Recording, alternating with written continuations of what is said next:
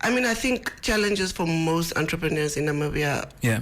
as we all know, is cash flow. Yeah. But I think maybe some of the other challenges to highlight is how people don't take entrepreneurs serious. You know. And basically, over the last couple of days, we've been continuing in terms of celebrating the SMEs, getting to find out more about the winners' businesses and, of course, their journey as entrepreneurs, or their journeys as entrepreneurs. In studio, we're joined by someone who is no stranger to the airwaves, okay, Fortune Kangueehi, who is the founder of Cooking with Fortune, to tell us more about what inspired her to embark on this entrepreneurial journey, and, of course, all the benefits and the challenges that come along with running this business. Very good evening to you, Fortune, and welcome.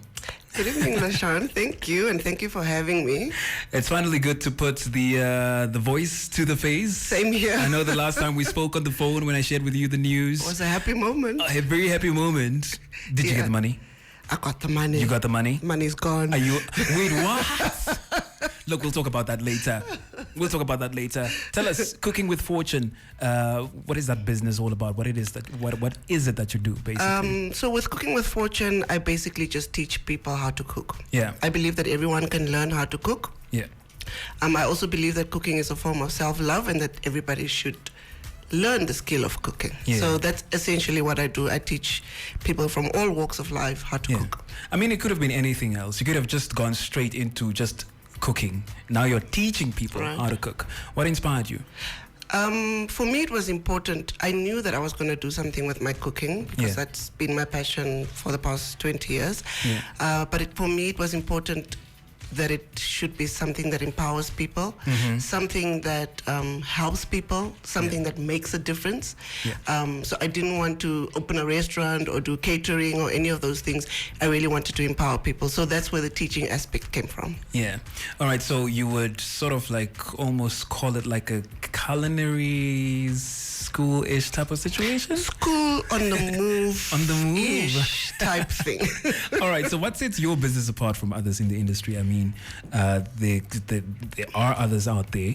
Can you perhaps maybe just share some unique features or offerings that make you stand out from the rest? I think one, it's a very tailor-made offering. Yeah. I can also come to your home. Yeah. You don't only have to come to where I'm teaching in the kitchen. Right. Two, I've ventured out into teaching caregivers of orphanages, ECD centers, soup kitchens, to cook nutritional food. Because I realized that even if the child is fed, if the food is not prepared in the right way, all the nutrients are lost. Right. And if the child is not fed right, the child cannot study. So I think those are some of the things that differentiate me. 100%. And what do you love about your business? I mean, is there a particular something, maybe a passion that drives you?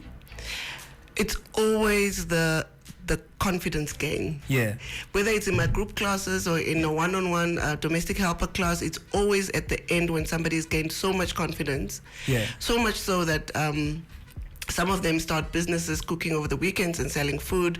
So it's really the fact that I give people confidence to cook. And you can see it in the eye, and I absolutely love it. Yeah, sounds like a very beautiful story from the beginning. But let's get to those parts that also are somewhat unfavorable. I don't want to use the C word, but let's use the C word nonetheless. Challenges. What are some of those that you've experienced or that you've faced as a business owner, as a teacher of cooking? I mean, I think challenges for most entrepreneurs in Namibia, as we all know, is cash flow. Yeah. But I think maybe some of the other challenges to highlight is how people don't take entrepreneurs serious. You know, somebody would book your class and not show up. And, you know, so much planning goes into setting up a class, buying the ingredients. You buy according to the numbers. Yeah. And somebody will just be like, I went out last night, so I'm not going to make it. Wait, so what? It's just that, you know, there's a lot of planning that goes into what we do as entrepreneurs. Yeah. And I think there's a little bit of a lack of respect sometimes from the consumer side. So that's the one challenge I can think of. All right, awesome stuff. I think to a certain extent I know my way around the kitchen, but obviously I think I still need a whole lot of work though.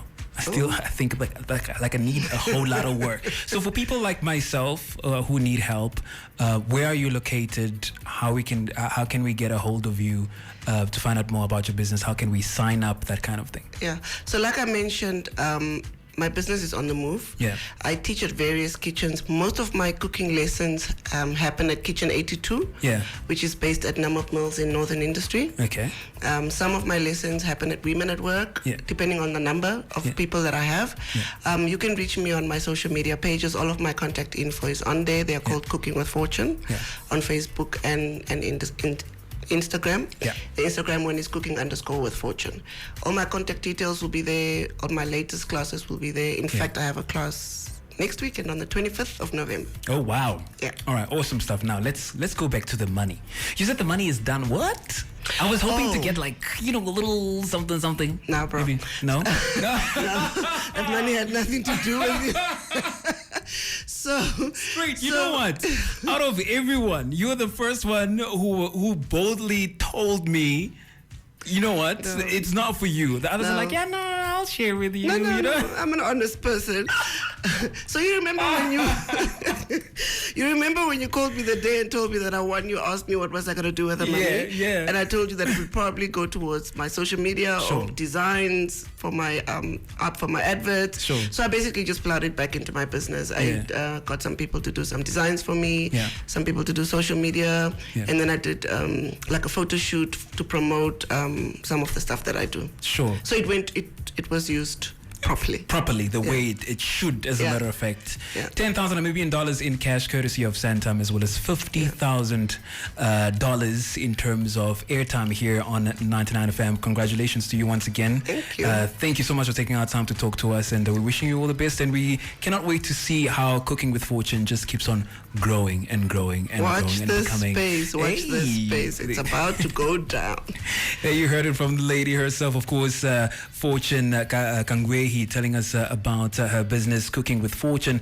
She is indeed in the top 5 when it comes to the Santam Most Loved Local Campaign winners, as voted for by you. And that's Wealth Talks for tonight on 99 FM. 99 FM's Wealth Talks.